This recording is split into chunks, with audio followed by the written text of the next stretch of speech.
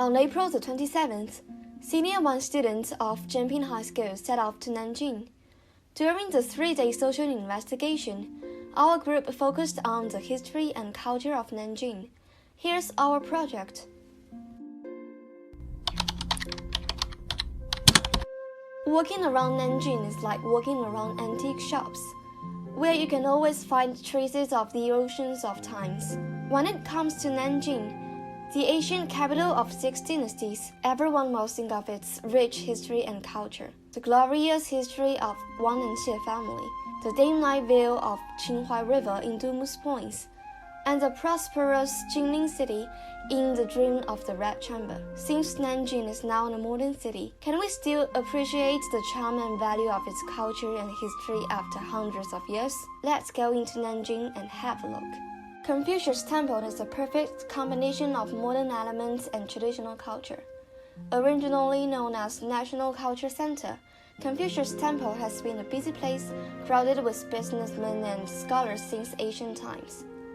Nowadays, even immersed in the modern business atmosphere, the traditional culture of Confucius Temple hasn't faded. The street buildings, the boats on the Qinghai River, and even restaurants all come in classical styles. Sometimes we can come across tourists beautifully dressed in Hanfu. In the evening, a lantern festival is held here.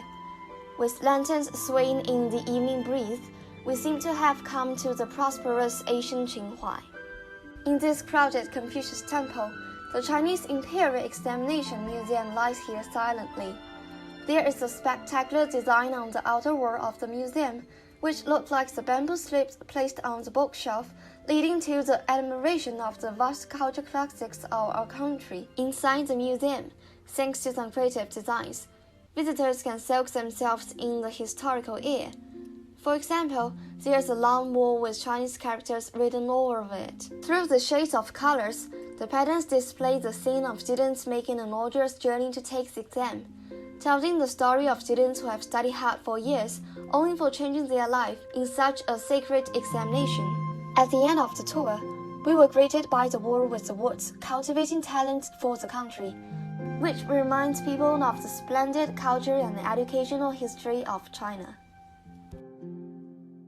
Jiangning Weaving House, where Cao Xueqing lived in his youth, is considered to be the prototype of the ground garden in the dream of the Red Chamber. The museum takes advantage of technology and provides activities that cater to young people's interests.